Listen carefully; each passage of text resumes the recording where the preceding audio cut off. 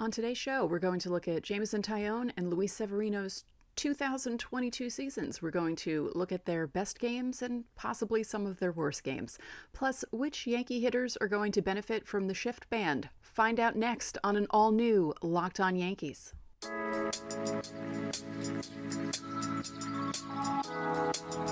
You are Locked On Yankees, your daily New York Yankees podcast. Part of the Locked On Podcast Network, your team every day.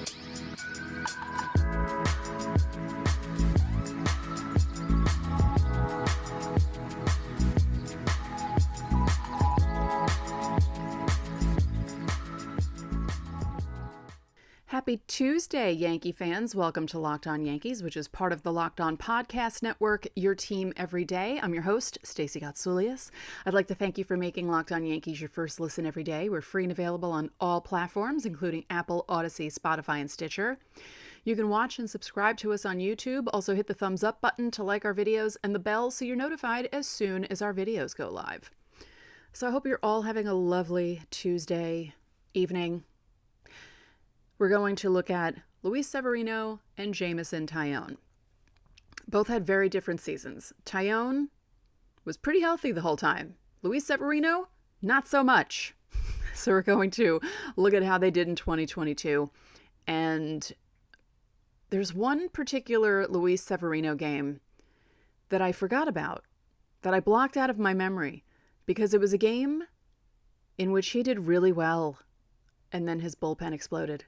And it turned into sort of a laugher. And I think you might know what I'm talking about before I even mention who the opponent was. I will say it happened in May, and I believe it was a doubleheader. I have to double check that, but I believe it was a doubleheader. So, yeah, we're going to look at Severino and Taillon 2022. So, Jameson Taillon went 14-5 with a 3.91 ERA in 32 starts. He threw 177 and one-third innings, had 151 strikeouts. Now, he had a kind of up and down season. His last three starts, though, 6 innings against Texas on October 4th, didn't get the decision. He gave up 4 runs in those 6 innings. Against Toronto on September 27th, he got the win, threw 7 and one-third innings, only gave up 2 runs on 7 hits, no walks, 6 strikeouts. And then against Boston on September 22nd, he went 6 innings, did not give up a run, gave up 4 hits, struck out 8, and walked 1. So he had a pretty solid year. The knock on Taillon in his first season with the Yankees, at least this is the way I saw it, because from watching the games nearly every single day, I noticed about him that it was like he have one bad inning. There'd be one bad inning, a start, that would kind of ruin the start. He'd be cruising along for like 2 or 3 innings, maybe even 4 innings, and then give up 3 runs. And that seemed to happen to him a lot in 2021. It didn't happen as much in the start of 2022, and then it started happening again. And I feel like this could be, I don't know, what do they call this? Not revisionist history. Maybe a Mandela effect? I don't know. But I feel like everything went downhill after that good start against the Angels that he made. That seemed like his zenith. And he hit his zenith way too soon in the season. And then he kind of went downhill.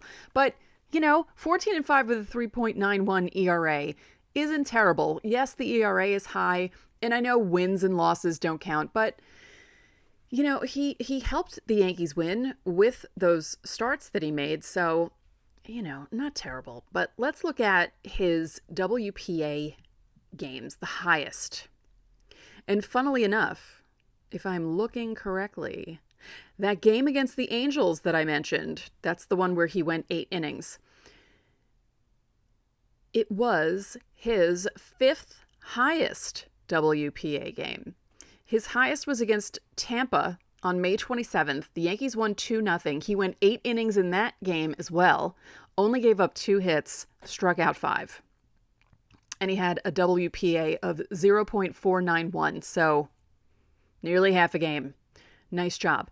And his second highest was that Boston game that I just mentioned, the 6-inning performance. His third was against Kansas City on July 28th. He went 6 innings, gave up 4 hits, no runs. His top 4 WPA starts, no runs. Didn't give up a run at all. Earned run, regular run, no one did anything behind him to screw him up. And in 3 of those 5 top WPA games, he had 8 strikeouts. And in the top game, he had 5. And in the 5th game, he had 5. Interesting. I love when numbers work out like that. Don't you? Yeah. Now let's look at the worst. Okay. Yeah. Oh, yeah. I remember that. Yes. Houston, June 23rd. The Yankees ended up winning that game. That was the game where Hicks hit the home run to tie the game, and then Judge walked it off. The Yankees ended up winning the game 7-6, but Taillon started that game. He went 5 2/3, gave up 6 runs on 10 hits, gave up 2 home runs. His next lowest WPA, because that's the lowest, was an 11-6 loss against Boston on July 10th. He only went 5 innings, gave up 6 runs on 7 hits, gave up 3 home runs, and only struck out 3. Yeah. Now, interestingly enough, out of his worst 5 games by WPA, the Yankees lost 2 out of the 5 and won 3 out of the 5. That's an interesting thing to see happen. Because usually you would think if a guy is giving up that many runs. But again, Aaron Hicks and Judge helped him out in that Houston game in the 9th inning. We'll be talking about Aaron Hicks in segment 3, by the way. Just a spoiler alert. So yeah, Jameson Taillon, he's a free agent now, so the Yankees can bring him back if they want to. I know the Mets were looking at him, and, it's a possibility of him going elsewhere. I don't mind Taillon. Like I said, I feel like this season was better in that he was more consistent. But I would like for there to be more consistency with Jameson Taillon. I know I mentioned it a few weeks ago. I felt like his season and Garrett Cole's season, aside from the strikeouts, because Garrett Cole had more than 100 more, right? Garrett Cole had 257 strikeouts, and Taillon only had 151. But with the way they pitched and how Taillon in 2021 would get into trouble, like he'd have one bad pitch and give up like a 3-run home run, and it would ruin the outing because he was like cruising along, and then he'd run into a wall, and then he would be okay after that. I feel like it was the same thing with Cole this season. Like they were similar in that way. So not a terrible year for Jameson Taillon. Not fantastic, but not terrible. You could do worse, right? That's not a ringing endorsement. Would I mind seeing the Yankees bring him back? Not at all. He knows how to pitch here, and he's fine. It's fine. The only thing is he just turned 31, which isn't, again, it's not old. It's just he's on the wrong side of 30. But, bring him back for a short-term deal, like maybe 1 or 2, maybe like 2 or 3 years. I wouldn't mind that if it's not going to cost that much money. But of course, priority number 1, Judge. Bring back Aaron Judge. So in a moment, we're going to talk about Luis Severino and his 2022 performance. But first, BetOnline is your number 1 source for sports betting info, stats, news, and analysis. Get the latest odds and trends for every professional and amateur league out there, from football to basketball to soccer and esports. We've got it all at betonline.net. I really wonder if they had betting for that Excel tournament. If you don't watch the show regularly, I had mentioned that there was an Microsoft Excel tournament that people were playing and winning, and there was a champion, and I just thought that was the most amazing thing ever. So go to BetOnline because they're always the fastest and easiest way to get your betting fix. Head to the website today or use your mobile device to learn more. BetOnline, where the game starts. Thank you for making Locked On Yankees your first listen. For your next listen, check out the Locked On Sports Today podcast. The biggest stories of the day, plus instant reactions, big game recaps, and the take of the day.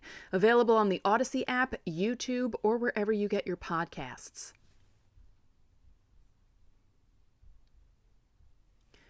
Luis Severino, 2022. Now, he went 7-3, and that was in 19 starts. He had a 3.18 ERA in 102 innings. He had 112 strikeouts in those 102 innings of work. And, he had that injury that happened that kind of took him out for a little while. And that's the thing that happens with Luis Severino. Unfortunately, I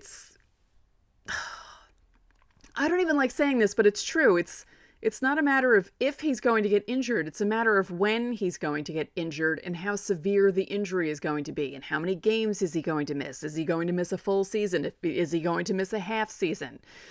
And that's what happened. But when he came back, he was pretty strong. So let's look at his best games by WPA. And his highest WPA number, 0.474, so close to half a win. And that happened on October 3rd against Texas. He threw 7 innings, didn't give up a hit, didn't give up a run, walked 1, struck out 7. Yankees ended up winning that game 3-1. And then the game that I mentioned, the next highest, 7 innings, 8 hits, no runs, no walks, 5 strikeouts, and the Yankees ended up losing that game 5-0 against the White Sox. You remember it. It was game 2 of a doubleheader, if I'm not mistaken. Yeah, that was just bad. The White Sox scored 5 runs in the 8th inning. Severino finished the game pitching 7. They take him out for Jonathan Loaisiga. And that's when all hell broke loose. And Tim Anderson hit the 3-run home run off Miguel Castro after he came in to relieve Loaisiga, who had made it 2-0. Oh, I remember being very angry that night. It was just so annoying to see them do that to Luis Severino. I felt so bad because he pitched so well and had such a good game. And then after that, his next highest WPA was against Detroit. 3-0 win, 7 innings, 1 run, 1 walk. No, not 1 run, sorry. 1 hit, 1 walk, 10 strikeouts. He actually had a 10 strikeout game against the Cubs on June 10th. That was that crazy Friday night game that he didn't get the decision because it went, how many innings? Was it 13? Right? And the Cubs and the Yankees had a lot of trouble scoring in that game. He had 10 strikeouts in that game, and that was his 7th best game by WPA. Actually, the Yankees only lost that Chicago White Sox game out of his top 10. Yeah. And his best inning performance, or most innings pitched, was that game against the White Sox, the game against Detroit, and the game against Texas that I mentioned. He hit 7 innings in those 3 games. He only did it 3 times this season, but again, he only started 19 times. As for lowest WPA games for Luis Severino, Cincinnati, July 13th. The Yankees ended up winning that game, but he only lasted 2 innings, gave up 4 runs on 4 hits with 2 walks, 1 strikeout, and he gave up 3 home runs. And his second lowest WPA game was against the Kansas City Royals on May 1st. Yankees ended up winning that game, but Severino only went 5, gave up 4 runs on 7 hits, 3 earned runs, 1 walk, 4 strikeouts, 1 home run. And let's see, that game against Cincinnati was his worst home run performance. Only 3 home run game of the season for Severino. Again, only 19 games for him. The Yankees went 13-6 in those 19 games when Severino started, and he went 7-3 overall. It's just health with him. That's the biggest concern with Luis Severino is health, because man, when he comes back into a game, or when he comes back into a season, and it's always like, it's almost as if the Yankees are trading for a pitcher and they get him, and then he pitches in the playoffs and does pretty well. I'm not worried about Luis Severino in the playoffs. He's one of the guys I'm actually excited to see pitch in the playoffs. It's just the health thing. So not a bad season, but could have been better if not for that gap of time in which he was not pitching for the Yankees. So, yeah, I would just like to see him healthier in 2023. But when have we ever seen, I feel like Luis Severino is almost never healthy. He's had 2 seasons where he's been healthy out of 7. 2019, 2021, no 2020. So 2017 and 2018 were his big seasons. 2017, 2.98 ERA, 14-6, 193 and 1/3 innings. In 2018, he had 191 and 1/3 innings, a 3.39 ERA. He was 19-8. He was amazing that year.